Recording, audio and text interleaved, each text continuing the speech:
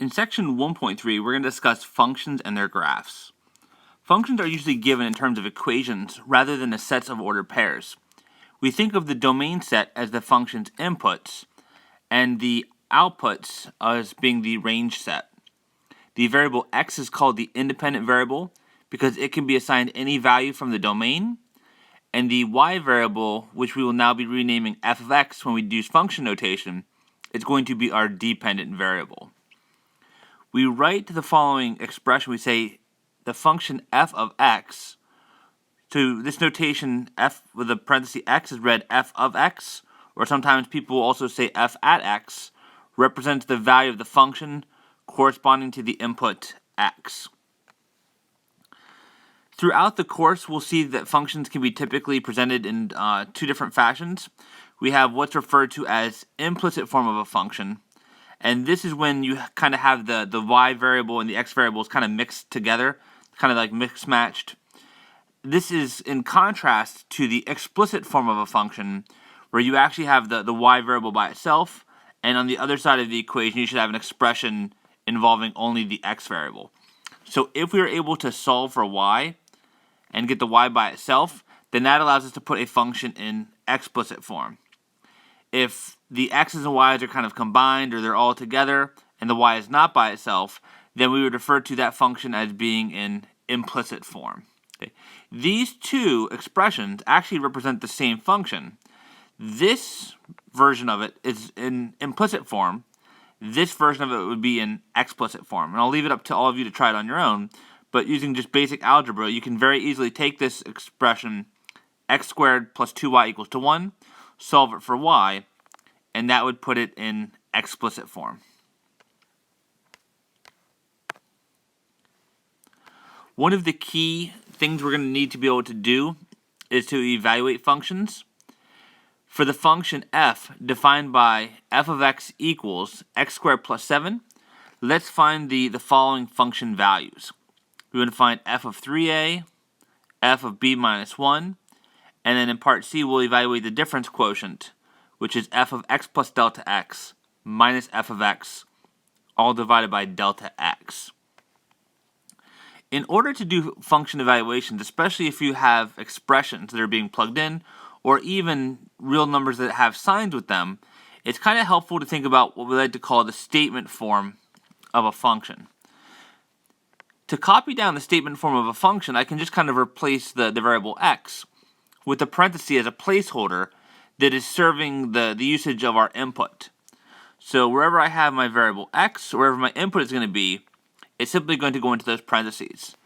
So this function f of x, if you try to kind of get to the heart of what it does, f of x is a function such that it takes your input, whatever that input is, it first squares it, and then it adds 7 to the result.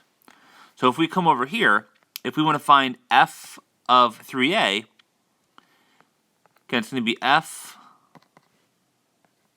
is going to be our input squared plus 7. Everywhere we had the input for x, that independent variable, we're replacing it with 3a. 3a squared means 3a times 3a, which is a 9a squared plus 7. So the value for the expression f of 3a is 9a squared plus 7. This makes a lot of sense. Into our function, we're evaluating f at a expression involving the variable a, and not surprisingly, our output, our f value, is also an expression involving a. Let's take a look at the next one. In part B, we want to find f of b minus 1. Again, our function f is input squared plus 7. So everywhere where I see an x, I'm going to replace it with b minus 1. So it's going to be b minus 1 squared plus 7. This is going to be equal to, this is a binomial squared. So we have to use the general distributive property. Some of you might also know this as the term FOIL. That's going to give us b squared minus b plus 1 plus 7.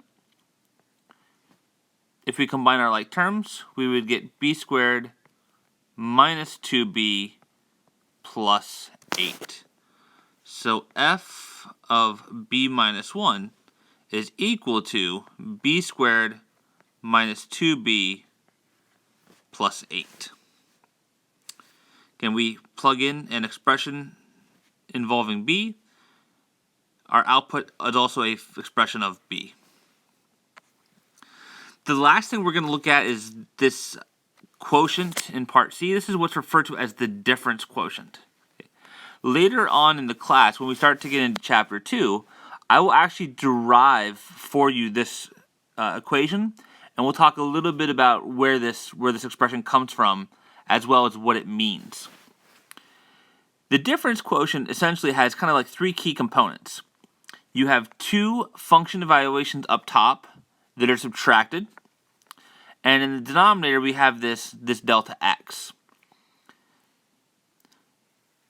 My advice is whenever you're trying to set up a difference quotient style problem, put the two function evaluations up top in brackets, because that'll kind of help you to separate the individual pieces. The denominator is always easy. It's always going to be delta x, so I'm just going to put delta x there. And furthermore, the second piece up top is pretty easy too. That's just the expression for your original function. We remember that f of x was x squared plus 7, so that's going to go here. Also, by putting these brackets, it's going to be helpful because when we're subtracting this f of x term, if f of x has multiple terms, as this function does, then we need to make sure that we're subtracting every single term that belongs to f. The one piece that will require some work, and we'll do this off to the side, is we need to find the value of f of x plus delta x. So let's come over here and do that. Again, if you recall, f of x was equal to x squared plus 7. Just going to recopy down the statement form for this function. Everywhere we have an x, we're using the input x plus delta x plus delta x. This is equal to, again, this is another binomial squared. This is x plus delta x times x plus delta x plus 7, which is going to be equal to, if we distribute it out, x times x is x squared. X times delta x we can write as x delta x. Delta x times x is another x delta x term. And then delta x times itself, delta x times delta x, we can write as delta x squared. And then don't forget we still have that plus 7 that's hanging around over there. At this point, the only thing we can do to simplify this expression is we do have two like terms. X delta x plus another delta x will give us 2x delta x plus delta x squared plus 7. So this is what we get for the function f evaluated at the input x plus delta x. We can now come over here and plug this into our difference quotient. This is x squared plus 2x delta x plus delta x squared plus 7. And now we want to simplify this as much as we can. The first step would be to eliminate the brackets or the grouping symbols by distributing that negative sign through to the second expression. We're going to have an x squared plus 2x delta x plus delta x squared plus 7. When we distribute that through, that's going to create a negative x squared term and a minus 7 term. We will get some cancellation here. We have a positive x squared and a negative x squared. They cancel. We have a positive 7 and a negative 7. Those two cancel. And so we're left with the following.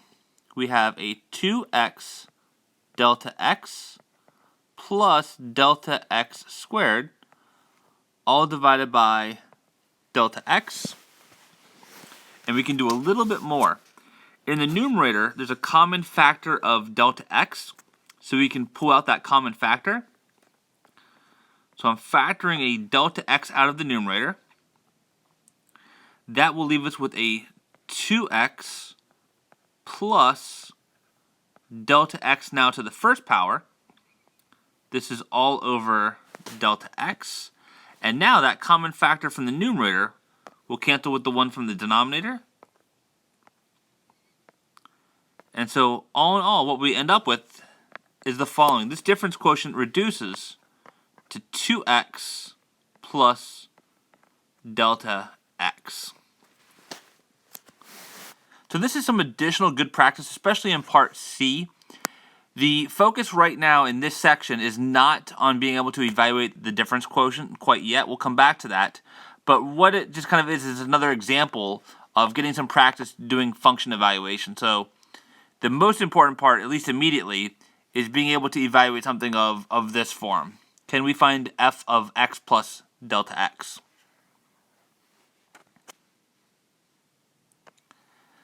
The next topic we're going to come to is the domain and the range of a function. The domain of a function can be defined explicitly, where along with the function's expression, they'll say for which values of x they want the function to be used. Sometimes the domain is stated implicitly, and that's just the largest set of real numbers for which the function will have an output. Okay. The range, we'll see in a little bit, is going to be the collection of outputs. That are the collection of function values we can get. The domain is something that we will be able to find analytically. Typically, whenever we're finding the domain, instead of asking the question, well, what things can we plug in, we kind of focus on the negative of that question and say, well, arithmetically, what things could go wrong? And the few operations that we're not able to do with real numbers is, first of all, we can't divide by 0. And then if we restrict ourselves to real values, which is what we're doing in this course, we don't want to end up with like even roots of negative numbers. Okay. For instance, if we have this function here, f of x equals 1 divided by x squared minus 4, and they say with the domain 4 less than or equal to x less than or equal to 5, that part right here, this is what's referred to as an explicit domain, where they're telling us out up front that this function f is only to be used for these particular values of x. I could give the same expression, let's call it now g of x, same formula, it's 1 over x squared minus 4, where there's no stated domain that goes along with it. So the assumption is that the domain of g is going to be the largest set of values for which you can plug the values in and you get an output. Well, what do we have here? Well, we have a fraction, and in particular, we can't have any places where the denominator would be equal to 0. So the domain for g is going to be the set of values except for where x squared minus 4 equals to 0. This is a quadratic. It's a difference of squares, actually. It factors as x minus 2 times x plus 2 equals to 0.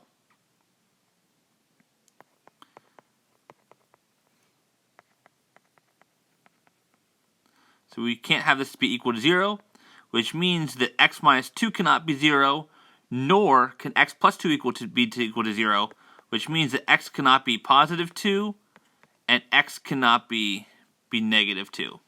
It's those two values of x that will make the denominator 0, and so those two values will not be in the domain of g. One way we can write it is the domain of g is the set of x's, such that x cannot be equal to plus or minus 2.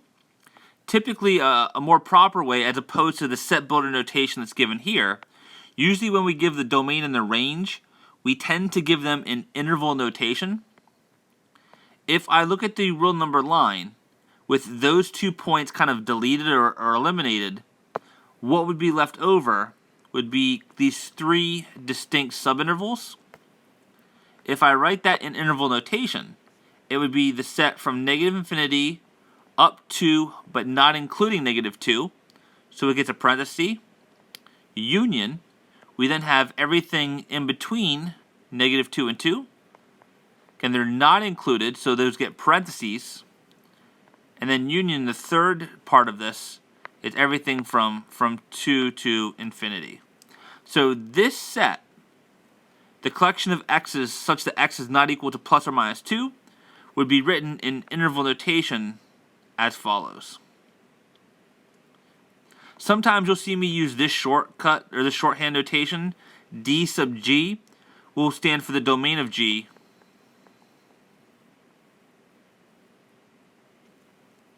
and I'll also sometimes on occasion write R sub g, and that will be the range set, the range of g.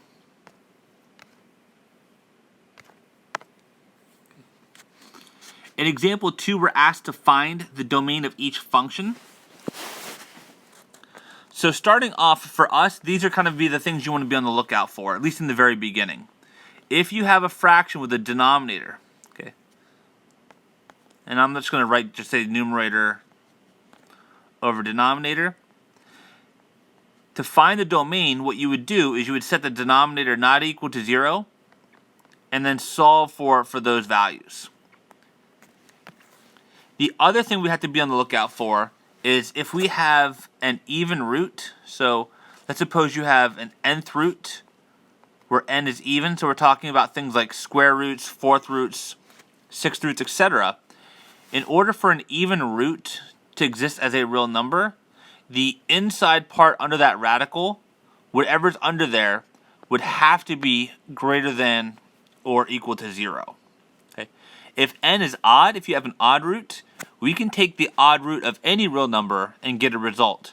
For instance, if I wanted the cube root of -8, I need a negative number that when I multiply it by itself 3 times, it gives me -8.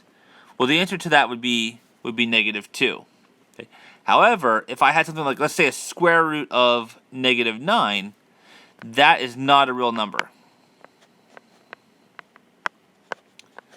Some of you might remember from prior classes, but this would actually be 3i. It's an imaginary complex number, but we're focusing our attention on just real numbers. So if your index, square roots have an index of 2, if that index is even, then we require the thing under the radical to be greater than or equal to 0. Let's find the domain of each function in example 2. The first one is f of x equals the square root of x minus 1. So we do indeed here have an even root. So what I'm going to do is I'm going to take the thing on the inside, that's the x minus 1, and simply set it greater than or equal to 0. From here, I want to solve this linear inequality. Just simply add 1 to both sides, and we get that x is greater than or equal to 1. So what is the domain of f? Well, in set builder notation, it's a set of x's such that x is greater than or equal to 1. If you wanted to write this in interval notation, some students oftentimes find it helpful to graph it first. That's kind of an intermediary step. You don't have to do this. But here's 1 on the real number line. Greater than means go to the right. And the graphed interval sometimes will give us a visual indicator for what the interval notation will look like. It starts at 1, so 1 is included, parentheses, so it gets a bracket, and then it goes all the way to the right, which would be towards positive infinity.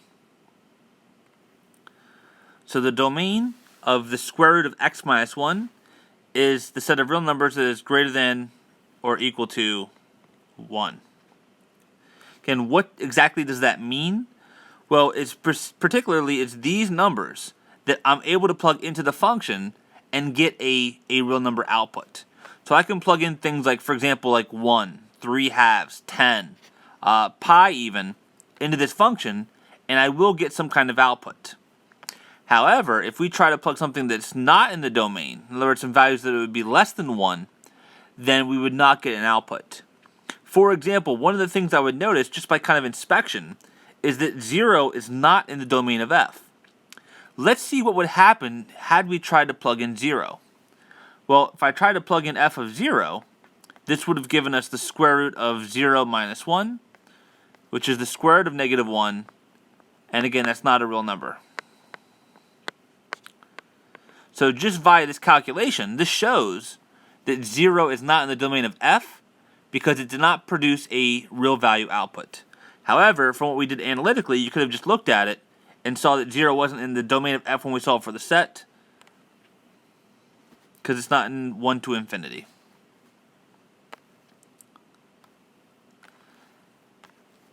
Let's take a look at one more of these.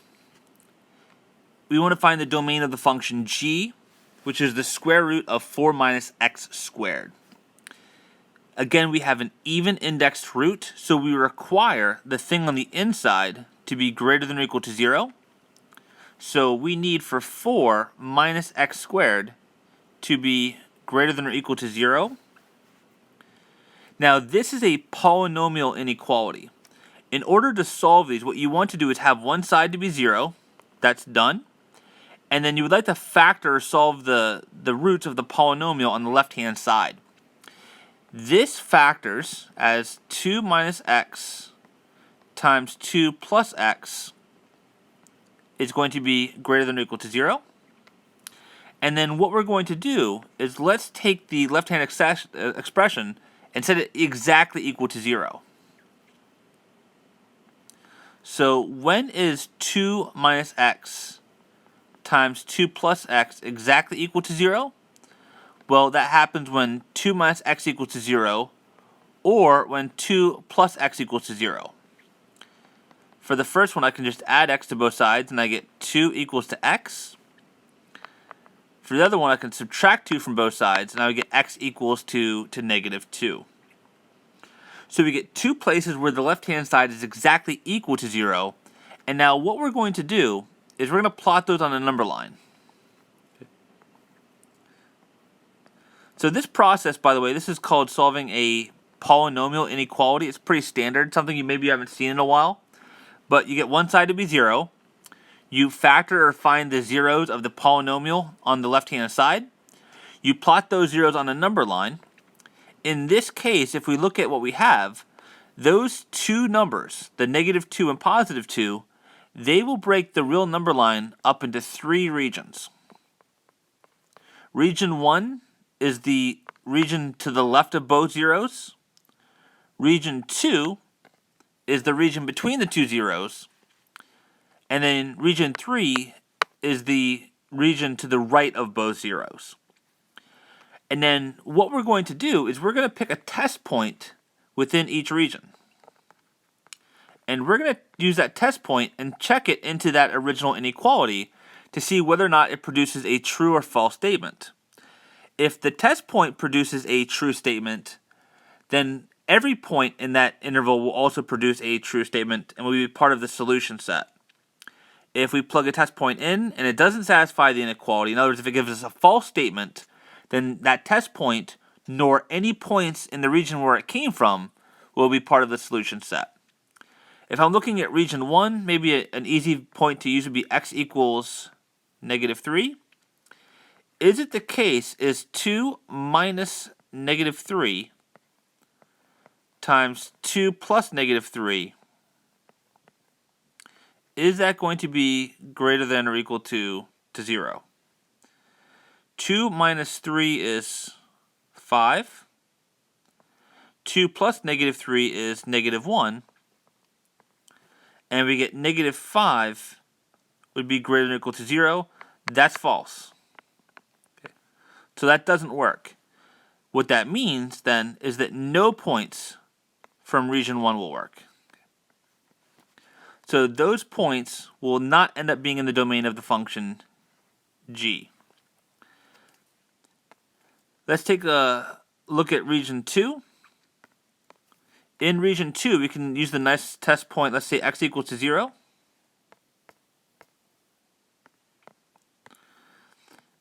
If I check x equals to 0 into this inequality, we would have 2 minus 0 times 2 plus 0. Is that greater than or equal to 0? Well, that's going to be 2 times 2, which is 4. And 4 is greater than 0. That's true. So the test point x equals to 0 works, which means that all of the points from region 2 will work. We have one more region to test. Let's test region 3. And in here, maybe I'll use the test point. Let's say x equals to 3. When x equals to 3, we have 2 minus 3 times 2 plus 3. Is that greater than or equal to 0? Well, this will again produce negative 5 greater than or equal to 0, which is false. So the test point in region 3 didn't work. Therefore, none of the points in region 3 will work either. So we look at it. What is going to be the domain of G? Well, the x values that satisfy that inequality are the ones between negative 2 and 2. So it's from negative 2 to 2.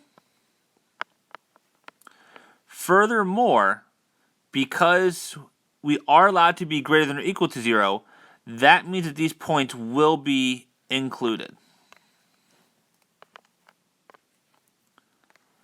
So the domain of this function g of x, it's all values of x between negative 2 and 2 inclusive. Any x value in this set, you can plug into g and you will get an output. If a value is not in this set and you try to plug it in, it's not in the domain of g, and therefore g would not give you a real value.